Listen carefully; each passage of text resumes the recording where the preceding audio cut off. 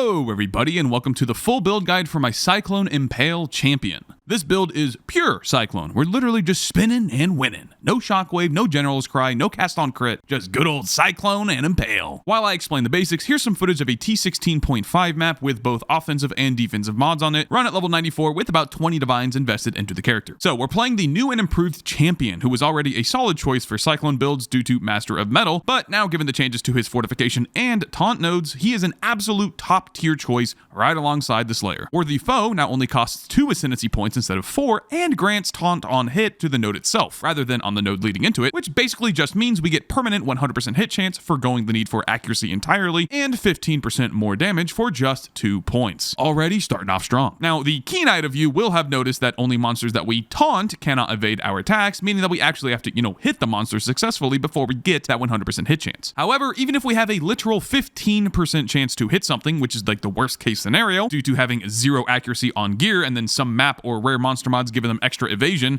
we're playing Cyclone, remember? We're hitting anywhere from 8 to 10 times per second, and all we have to do is land just 1 successful hit to then have a 100% chance to hit them from that point going forward. So it's a non-issue, where the foe is an absolutely stacked node. Furthermore, the new Fortitude and Unstoppable Hero, they're good, really good. Always having your maximum fortification means that just from the passive tree alone, you're taking 26% less damage from hits and have 18% more armor and evasion, plus a nice little 18% attack speed on top of it all. But the main draw is obviously the damage reduction from Fortify itself. However, once you invest a bit in the character, which we'll talk about momentarily, you will absolutely feel the damage boost from that 3% attack speed per Fortify as well. Last but not least, Master of Metal gives us a ton of damage. About a quarter of the overall damage on my current character comes from this node alone. The main draw of the node is the Impale's last 1 additional hit, with the added fizz for each Impale being the icing on the cake. Normally, Impales only last for 5 hits on an enemy, with each stack of Impale dealing 10% of the original hit's damage, which means that without any further modifications, you can simply think of Impale at maximum stacks as 50% more damage. So the Master of Metal node takes that 50% up to 60%, from 5 total Impales to 6. Moving on from the champion specific stuff, let's dive deeper now into the damage side of things, starting with more Impale. We already have those 6 Impales thanks to the champion, so we then grab a 7th from this node, and with the addition of this node, this mastery, and the Impale support gem, the final result is a 100% chance to Impale on every single hit with 7.7 total Impales on each enemy. Remember that mastery, with each Impale having 54% increased effect. In other words, 7.7 times 15.4, which equals 118% more damage from Impale alone. That's more than doubling our damage. Pretty sick. Past Impale, we're using a sword and scaling with crits. That's pretty self-explanatory, I think, but something that does need to be explained is the overall speed and AoE of this build. Basically, how do we clear maps? Well, Cyclone has this special line, which at 20% quality says 20% increased area of effect per 0.1 meters to melee strike range. So, we're stacking strike range. To put the power of this special Cyclone AoE scaling in perspective, the Awakened increased area of effect support gem gives 54% AoE. Meanwhile, this singular passive point gives us 60%, plus 1% regen, plus 10% damage, plus 20 strength. In total, we are sitting at 300% increased area of effect from the strike range modifiers on the passive tree alone. And for speed, well, we're using a unique belt that gives us permanent onslaught, 20% move and attack speed, and then grabbing this cluster of nodes for an extra 12%, which totals 32% movement speed before your boots and your flasks. This means that while mapping, we're sitting at about 70% increased movement speed. That's after taking into account Cyclone's 20% less penalty. And that's only with 20% movement speed on the boots. Of course, and as with everything in Path of Exile, all of these numbers can be increased as you progress and, more importantly, invest more in your character, but as a baseline,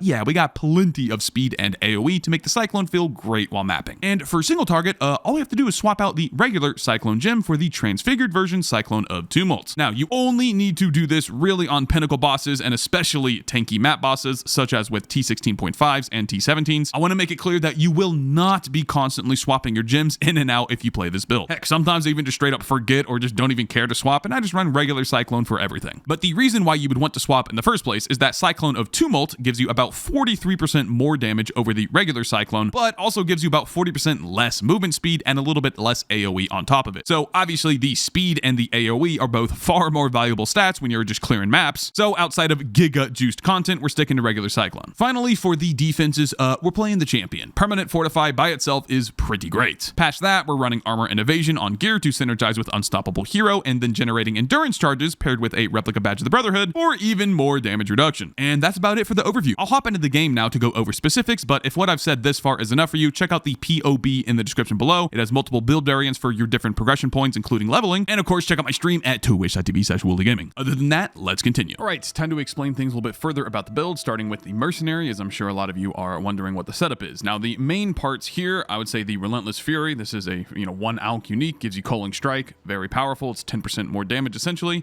Then I also have a Hunter chest piece. This is for the you can apply an additional curse with a Warlord's Ring, which gives you vulnerability on hit. It's important to note that when you get curse on hit from a source, it applies a level 1 curse, so not the maximum effect that a player would have, but nonetheless it's still very good. Also, you need the mod you can apply an additional curse, because normally if your curse limit is 1, which is the default, if I, the player, am applying a curse and then my Mercenary is also applying a curse, it'll just constantly be overwritten. So you need the Mercenary to have an additional curse such that when he hits the enemy, he can apply his curse on top of your existing curse, which we are using Assassin's Mark, so it's very important.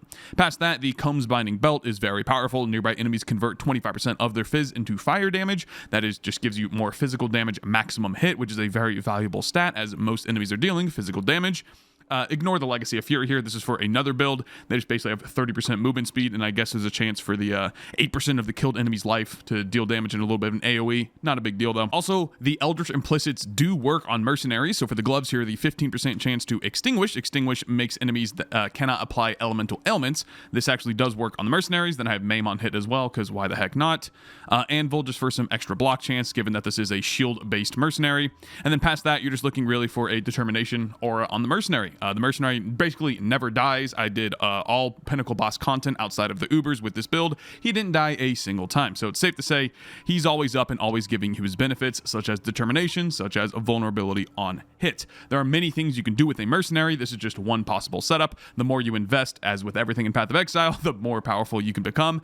There's a Kingmaker two-handed unique axe. I'll put it on screen now. It gives you 50% critical strike multiplier, which is obviously a gargantuan damage increase, but it's safe to say you can do a lot of things with your Mercenary. Now, I'll briefly go over my gear here. Number one, the sword. You're looking for physical damage only. You don't want any elemental damage on there. Also, you want as high attack speed and as high critical strike chance on the sword as possible. The Exquisite Blade is the best in slot base type because the 50% global critical strike multiplier, as you can see right there, is an implicit, meaning it always is on the item. So a free 50% crit multi, like who's gonna not want that? Obviously, everybody wants that.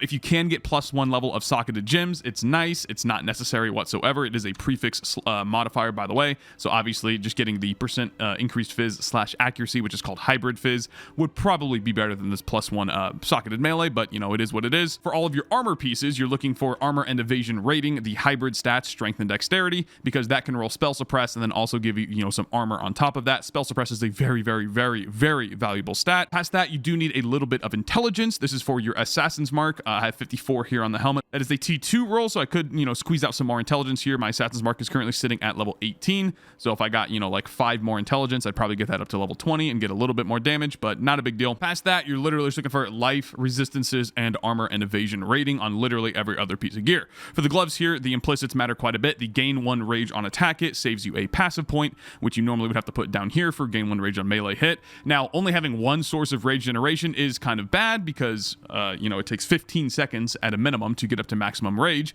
because you can only stack rage every 1.05 seconds, but not a big deal. Also, the hits have 37% chance to ignore enemy physical damage reduction is very nice, especially when paired with Bastion Breaker, which gives you an extra 50%. So you have a total of 87% chance to just straight up ignore the enemy's physical damage reduction. So that's pretty good. There's also some other implicits you can get, such as just, flat physical damage to attacks is quite nice.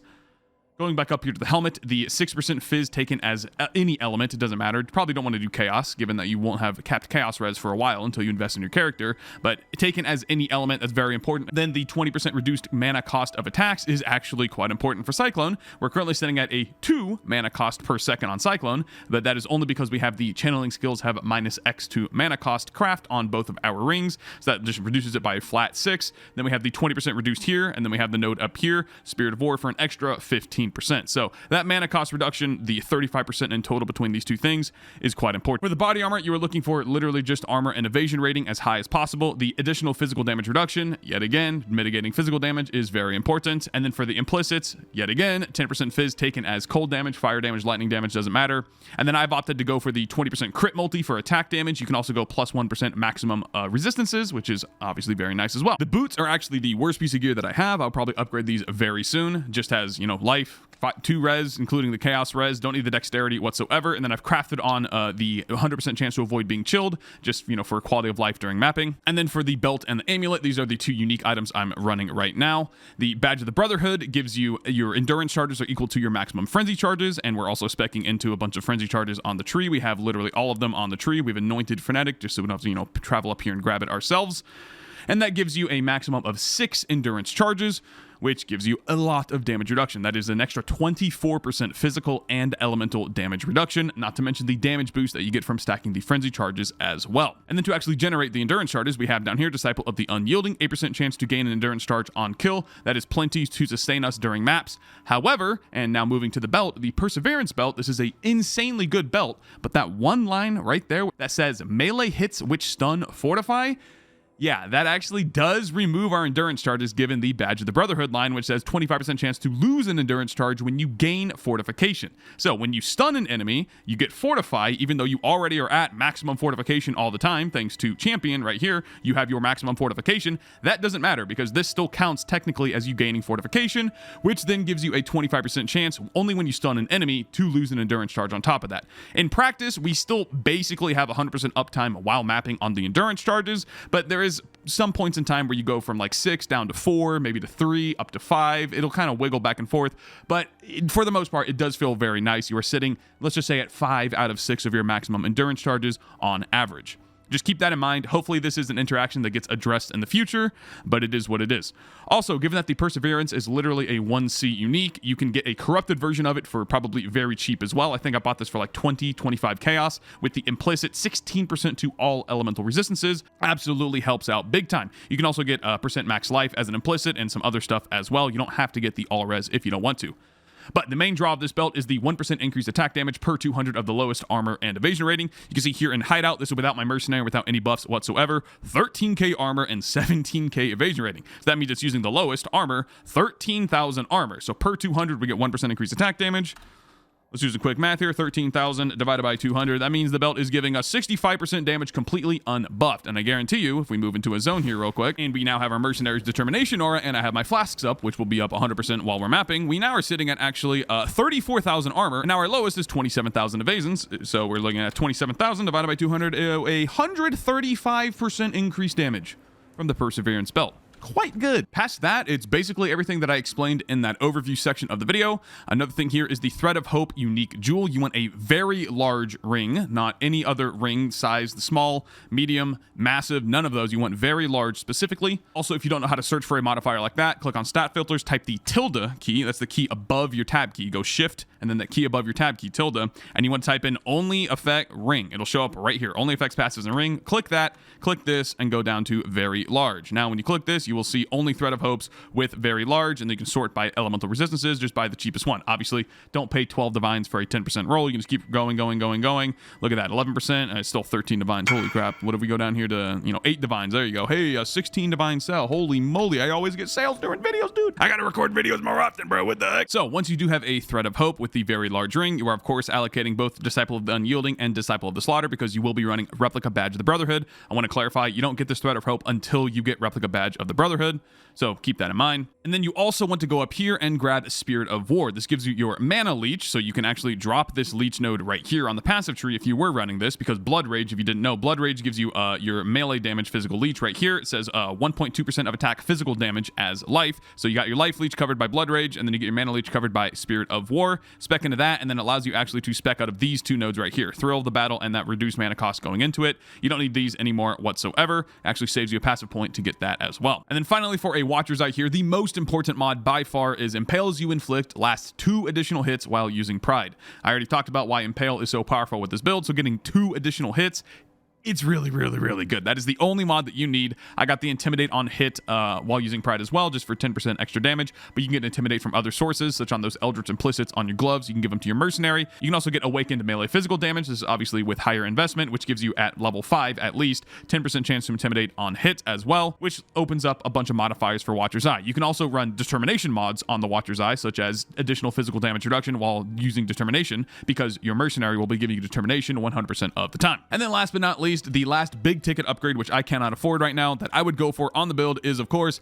the Celestial Brace Gauntlets. But as you can see, they are quite expensive. Now, the reason why these are expensive is because GGG hit us with a all-time classic, nerfing the drop rate without telling us. Yep, no, but it wasn't in the patch notes whatsoever. They swapped the drop rate of the Celestial Brace with the Crystallized Omniscience. So these are a 2% chance to drop from Uber Exarch, not regular Exarch. They only drop from the Uber, the hardest version of the fight, 2% of the time. So they giga nerfed the drop rate of these, but make no mistake, they are absurdly powerful. So if you can't afford these, you're going to be going crazy mode once you do get them, because they go up to 10 maximum fortification. Another major thing about this build is stun immunity. Given that we are not running Unwavering Stance because we're using evasion rating and using Cyclone, you want to be as close to stun immune as possible. The most important thing here is to grab the Soul of the Brine King. You do not need to use any Divine Vessels to get the additional mods. You just need the initial one, which is you cannot be stunned if you've been stunned or blocked a stunning hit in the past 2 seconds. That plus the Flask mod, which says a chance to avoid being stunned during Flask effect, will more or less give you complete stun immunity. You'll occasionally get stunned only by like the really tough maps. You get hit very hard to get stunned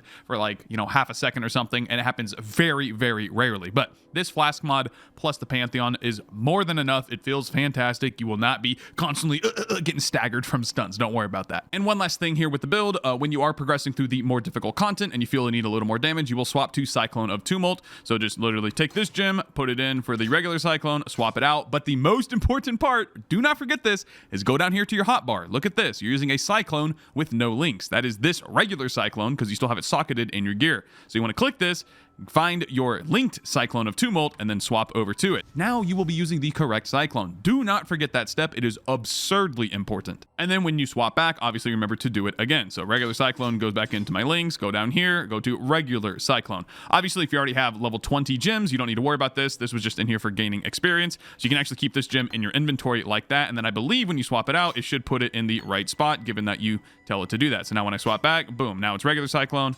Boom, now it's Cyclone of Tumult. So if you already have level 20 gems, you can just keep it in your inventory and you can avoid that. However, if you are still leveling up your gems, keep in mind that you're going to have to manually swap down here the hotbar. All right, and other than that, if you're looking for gem links and whatever, it's in the PoE in the description below. There are multiple build variants based on your points of progression and the amount of investment you want to do on the character. Other than that, thank you very much for watching. Check out my stream at twitch.tv/WoolieGaming, and I'll see you in the next video.